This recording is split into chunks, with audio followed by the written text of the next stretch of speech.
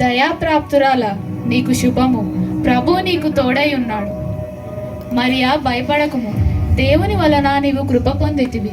నీవు గర్భము ధరించి కుమారుని కని ఆయనకి యేసు అను పేరు పెట్టుదువు.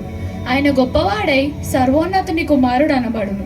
ప్రభు అయిన దేవుడు తన తండ్రి అయిన దావీదు సింహాసనమును ఆయనకిచ్చును. ఆయన యాకోబు వంశస్థులను యుగయుగములు ఏలును.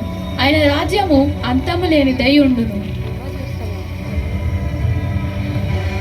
నేను పురుషుని ఎరుగని దానను, ఇది ఎలాగూ సాధ్యము? పరిశుద్ధాత్మ నీ మీదికి వచ్చును, సర్వోన్నతుని శక్తి నిన్ను కమ్ముకొనును గనుక పుట్టబోవు శిశువు పరిశుద్ధుడై దేవుని కుమారుడు అనబడును. ఇదిగో ప్రభువు దాసురాలను, నీ చిత్తం చొప్పున నాకు జరుగునుగాక.